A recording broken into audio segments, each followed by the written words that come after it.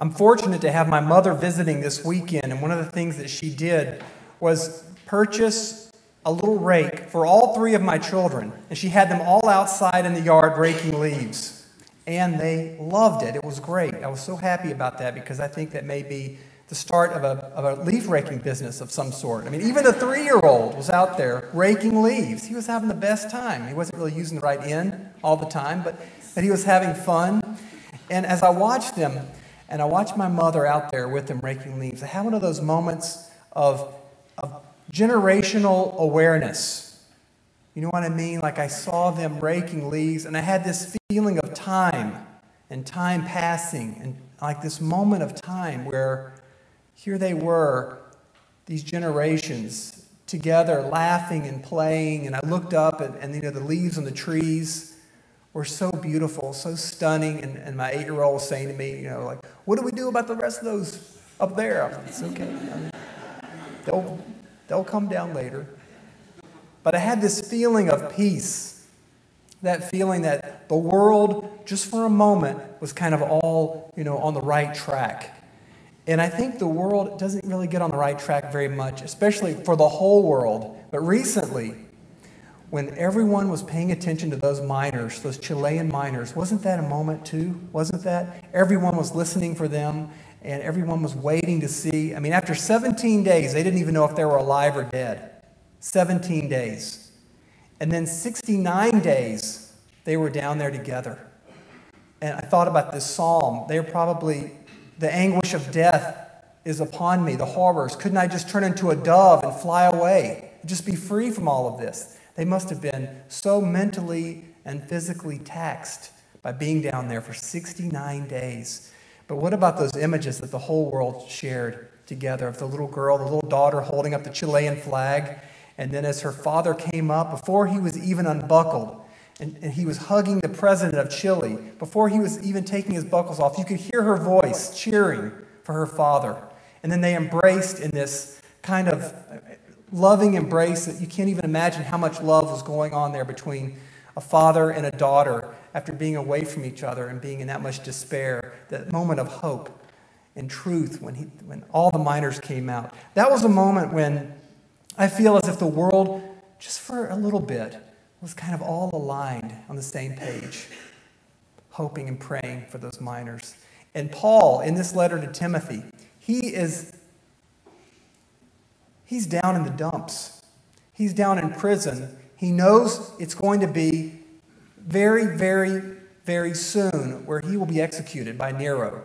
And he has that feeling, that certainty. So he's down in prison, and he writes this letter to Timothy, telling him to bring things like his books and to bring his quill and his favorite coat. But he's also very careful to mention all the friends. Did you notice all those names that were mentioned? All those names, one after another, about tell this person this message and this person this message and be ready for this person and that person, all the names. What he was saying is, down there in prison, on the very edge of death, relationships are what's really important in life. That's what's really important. Not money or status or station in life, but relationships. And so he's pushing Timothy to make this move quickly, because the ports in the Mediterranean, when it becomes winter, they close down. They shut altogether. So if he doesn't get in there before that window of opportunity closes, he has to wait until the end of winter to go visit Paul in prison. Now, did he get there or not? We don't know. And it doesn't tell you in the end of this letter, or it doesn't tell you in the Bible, because that's not the point of the book, whether or not he made the trip or not. I don't think this is about regret. I don't think it's about missing the boat. I think what this is about is acting in the moment, caring about your relationships, preserving them, holding them in your hand before that moment slips away from you. Remember what Alexander the Great said when he was asked, "What makes you great?" This is a mythical story, but what makes you great? And he said, "Because I acted without delay."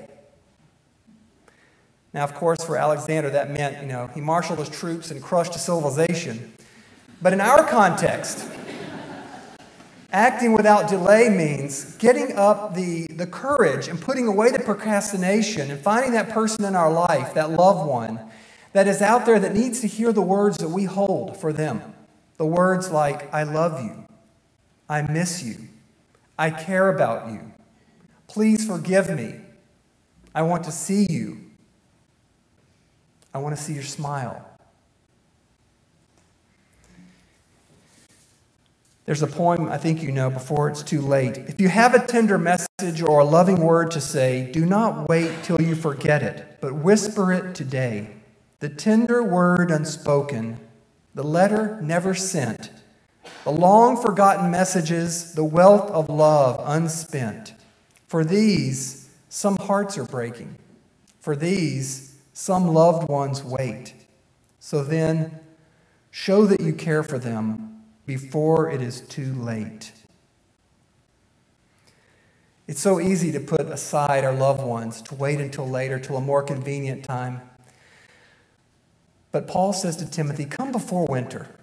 Come before the leaves quit falling from the trees. I think each of us need to hear that message because there are leaves out there falling right now. Right out there. There are leaves falling one by one. And there's another one over there falling. And pretty soon they're all going to be gone. And it's going to be winter. So act today. Reach out to that loved one. Do not wait. Do not procrastinate. Don't put it aside until later. But reach out today and let them know what they need to hear. This weekend, my mother and I went to downtown to hear one of my former professors from seminary speak. And one thing she said was that imagine what it was like for Peter when Jesus was killed on the cross. And she said, imagine those disciples. And I'll bet they felt a little bit like the miners in a way because Jesus was dead. He wasn't around. And they were all gathered together, wondering what was going to happen to them. But then when those women came and said, he's risen, he's here. Think how Peter felt. Because, you know, it's much worse to be betrayed by a friend or a family member. Much worse than it is to be crucified by strangers. I'm sure Peter didn't welcome that news very much. He was probably shaking in his boots.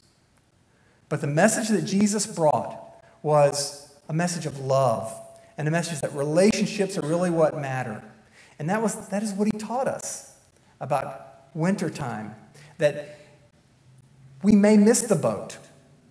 But because Jesus brought us that message, we can see through the leaves, we can see through the falling snow, we can see up ahead in the distance that heavenly realm where God's love waits. And because we can see that, because of what Jesus taught us, then we are able to live with hope. And we are able to reach out to those loved ones with the words they need to hear. So come before winter. Don't wait. Come before winter.